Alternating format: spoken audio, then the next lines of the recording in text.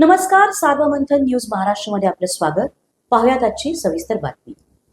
15 दिवसांपूर्वी कर्तव्यावर रुजू, विजेच्या धक्क्याने अंत, सोनांबे गावावर शोककळा. नाशिक जिल्ह्यातील सिन्नर तालुक्यातील सोनांबे गावचे सुपुत्र आणि भारतीय लष्कराच्या 411 पॅरा युनिटमध्ये कार्यरत असलेले पॅरा कमांडो शाकिब पीर मोहम्मद पठाण वय 32 यांना वीरमरण आले आहे. आग्रा, उत्तर प्रदेश येथील सैन्य दलाच्या निवास परिसरात काम करत असताना त्यांना विजेचा तीव्र धक्का बसला आणि त्यात त्यांचा दुर्दैवी मृत्यू झाला.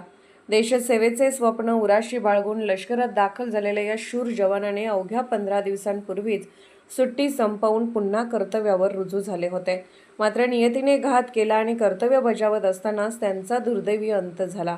शाकिब पठाण यांच्या पश्चात आई, वडील, पत्नी, एक लहान मुलगा साजन आणि 2 भाऊ असा परिवार आहे. त्याच्या निधनाची बातमी कळताच सोनांबे गावासह संपूर्ण सिन्नर तालुक्यात शोककळा पसरली.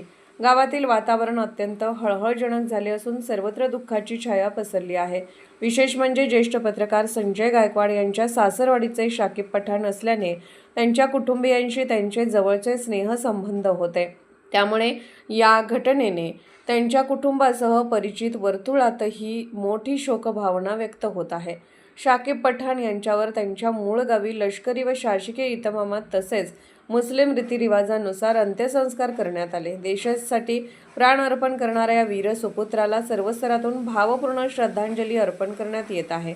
न्यूज महाराष्ट्र सार्वमंथन प्रतिनिधी सोमनाथ डोळे. सार्वमंथन न्यूज महाराष्ट्राला लाईक करा, शेअर करा, सबस्क्राईब करा.